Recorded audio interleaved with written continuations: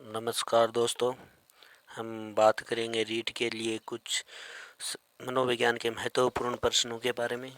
तो पहला प्रश्न है, निम्न में से कौन सी शेषवावस्था की विशेषता नहीं है? तेज हृदय धड़कन, सीखने की आदर्श अवस्था, सूक्ष्म चिंतन का विकास, अस्थायी दांत उगना। तो इसका सही आंसर होगा 3 नंबर, सूक्ष्म चिंतन का विकास। जो सूक्ष्म चिंतन का विकास है वो शेषवावस्था की विशेषता नहीं है। 2 नंबर प्रश्न है, शारीरिक विकास का क्रम चलता है सिर से पैर की ओर, पैर से सिर की ओर, कमर से दोनों ओर, उपयुक्त में से कोई नहीं। तो इसका सही आंसर होगा 1 नंबर, सिर से पैर की ओर। 3 नंबर क्वेश्चन, सीखना संबंध स्थापित करता है, संबंध स्थापित करने का कार्य मस्तिष्क करता है, ये परिभाषा किस विद्वान की है? स्किनर, थोरनडाइक, पावलोव, जीन पियाजे। तो इसका सही आंसर होगा थोरनडाइक, ये परिभाषा थोरनडाइक की है। 4 नंबर क्वेश्चन है, रमेश और अंकित की समान बुद्धि लब्धि 120 है। रमेश अंकित से 2 वर्ष छोटा है। यदि अंकित की आयु 12 वर्ष हो तो रमेश की मानसिक आयु होगी 9 वर्ष, 10 वर्ष, 12 वर्ष, 14 वर्ष। इसने रमेश की मानसिक आयु पूछी है, तो इसका सही आंसर होगा 12 वर्ष। 5 नंबर प्रश्न है, मंद अधिगमकर्ता जिसकी शैक्षिक उपलब्धि सामान्य योग्यता से कम रह जाती है, वे बालक कहे जाते हैं? पिछड़े बालक, विशेष बालक, बाल अपराधी बालक, मानसिक रूप से कमजोर बालक। तो इसका सही आंसर होगा 1 नंबर, पिछड़े बालक। 6 नंबर क्वेश्चन, चिंतन प्रारंभ होने के लिए क्या आवश्यक है? पूर्व अनुभव, भाषा, तर्क, समस्या। तो इसका सही आंसर होगा 4 नंबर, समस्या से ही चिंतन का प्रारंभ होता है। 7 नंबर क्वेश्चन, बुद्धि लब्धि परीक्षण विकसित किया? बिने ने, रीड ने, टर्मन ने, केटल ने। तो इसका सही आंसर होगा जो बुद्धि लब्धि परीक्षण का विकास है वो टर्मन ने किया था। 8 नंबर क्वेश्चन, निम्नलिखित में से कौन सा पुनर्बलन का उदाहरण है? नहीं लता, उत्तर 45 नहीं है। कमला, उत्तर देने में तुम कीर्ति की सहायता नहीं कर सकती। अरे नहीं, आमतौर पर तुम गलत हो। सुनील, तुमने सही कहा। तो इसका सही आंसर होगा 4 नंबर, सुनील तुमने सही कहा, ये पुनर्बलन का उदाहरण है। 9 नंबर क्वेश्चन, विकास शुरू होता है उत्तर वाले अवस्था से, प्रसव पूर्व अवस्था से, शेषवावस्था से, पूर्व वाले अवस्था से। तो इसका सही आंसर होगा प्रसव पूर्व अवस्था से, क्योंकि विकास का प्रारंभ है वो शेषवावस्था के समय से ही शुरू हो जाता है। 10 नंबर प्रश्न, एक शिक्षिका अपने शिक्षार्थियों को सदैव इस रूप में सहायता करती है कि क्षेत्र से वे एक विषय क्षेत्र से प्राप्त ज्ञान को दूसरे विषय क्षेत्र के साथ जोड़ सकें, इससे बढ़ावा मिलता है। पुनर्बलन को ज्ञान के सहसंबंध व अंतर को, व्यक्तिगत विभिन्नताओं को, शिक्षार्थी स्वायत्तता को। तो इसका सही आंसर होगा ज्ञान के सहसंबंध एवं अंतर को। 10 नंबर का सही आंसर होगा ज्ञान के सहसंबंध एवं अंतर को। 11 नंबर क्वेश्चन, निम्न में से कौन सी समस्या क्रियात्मक अनुसंधान के लिए उपयुक्त नहीं है? हिंदी में 5वीं कक्षा के विद्यार्थियों के लेख में सुधार, 7वीं कक्षा के विद्यार्थी के व्यवहार पर लिखित प्रशंसा एवं मौखिक प्रशंसा के प्रभाव का तुलनात्मक अध्ययन, परंपरागत विधि के ऊपर कंप्यूटर साहित्यिक अनुदेशन का प्रभाव, भूगोल के अधिगम में एटलस एवं ग्लोब का प्रयोग। तो इसका सही आंसर होगा 4 नंबर, 4 नंबर इसका सही आंसर होगा भूगोल के अधिगम में एटलस एवं ग्लोब का प्रयोग। अगला क्वेश्चन है 12 नंबर, सूचना संप्रेषण तकनीकी के मुख्य कार्य कौन से हैं? सूचना संप्रेषण तकनीकी के मुख्य कार्य कौन से हैं? सूचनाओं का संग्रह करना, सूचनाओं का संप्रेषण या हस्तांतरण करना, सूचनाओं का पुनरुत्पादन, उपरोक्त सभी। तो इसका सही आंसर होगा 4 नंबर, सूचना संप्रेषण तकनीकी के ये सभी कार्य मुख्य हैं। प्रश्न नंबर 13, सीमा हर पाठ को बहुत जल्दी सीख लेती है जबकि लीना उसे सीखने में ज़्यादा समय लेती है। ये विकास के किस सिद्धांत को दर्शाता है? व्यक्तिगत विभिन्नता को, अंतः संबंध को, निरंतरता को, सामान्य से विशेष की ओर। तो इसका सही आंसर होगा 1 नंबर, व्यक्तिगत विभिन्नता को। प्रश्न नंबर 14, निम्न में से कौन सा कथन रुचि के बारे में सत्य नहीं है? रुचियाँ जन्मजात व अर्जित दोनों होती हैं। रुचियाँ समय के अनुसार बदलती रहती हैं। रुचियाँ योग्यता एवं अभिक्षमताओं से संबंधित नहीं होती हैं। रुचियाँ व्यवहार में आकर्षण एवं विकर्षण का प्रतिबिंब नहीं है। तो इसने पूछा कि रुचि के बारे में कौन सा कथन सत्य नहीं है? रुचि के बारे में कौन सा कथन सत्य नहीं है? तो इसका सही आंसर होगा 4 नंबर, रुचियाँ व्यवहार में आकर्षण एवं विकर्षण का प्रतिबिंब नहीं है। अगला 15 नंबर क्वेश्चन, अभिवर्ती है एक भावात्मक प्रवृत्ति जो अनुभव के द्वारा संगठित होकर किसी मनोवैज्ञानिक वस्तु के प्रति पसंदगी या नापसंदगी के रूप में प्रतिक्रिया करती है। 2 नंबर ऑप्शन, एक ऐसी विशेषता जो व्यक्ति की योग्यता का परिचालक है, जिसे किसी प्रदत्त क्षेत्र में विशिष्ट प्रशिक्षण, ज्ञान अथवा कौशल से सीखा जा सकता है।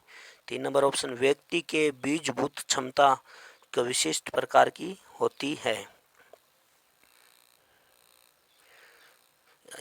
4 नंबर ऑप्शन है इनमें से कोई नहीं। पूछा क्या क्वेश्चन है? अभिवर्ती है।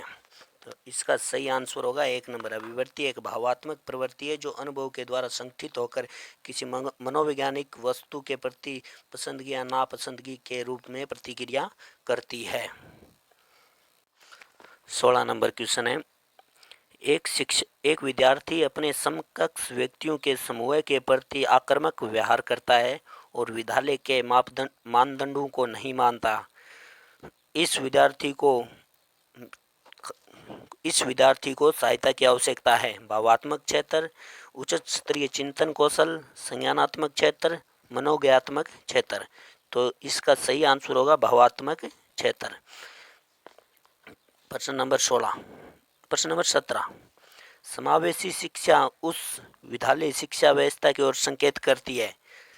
समावेशी शिक्षा उस विद्यालय शिक्षा की ओर संकेत करती है। ऑप्शन, विशेष आवश्यकता वाले बच्चों को विशिष्ट विद्यालयों के माध्यम से शिक्षा देने को प्रोत्साहित करती है। केवल बालिका शिक्षा को बढ़ावा देने पर आवश्यक बल देती है। जो अधिगम नियोग्य बच्चों को शामिल करती है।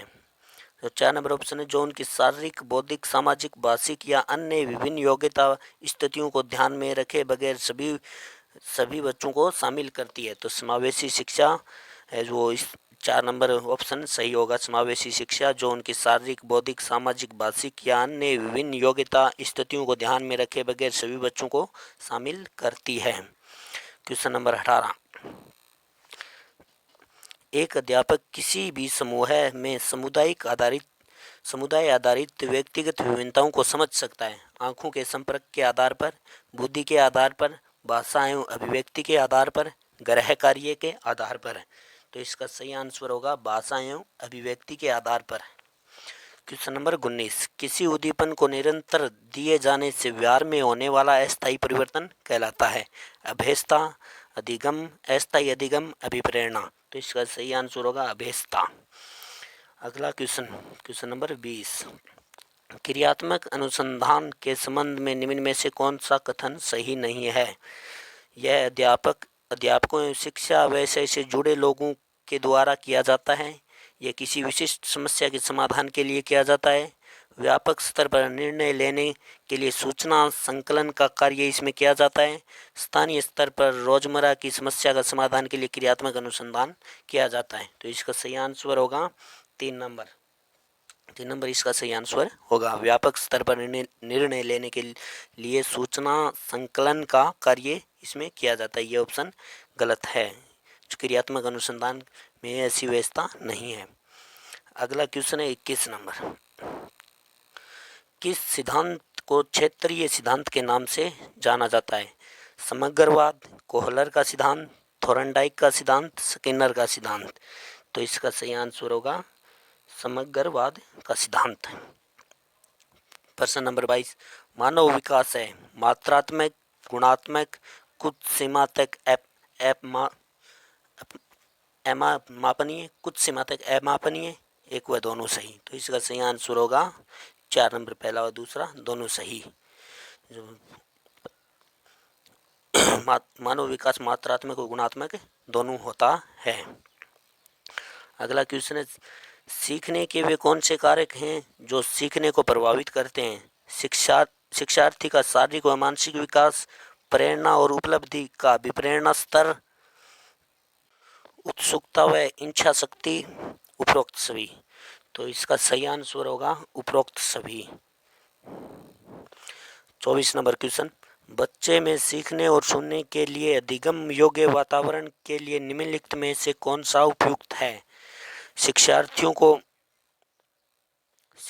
को यह छूट देना कि क्या सीखना है और कैसे सीखना है।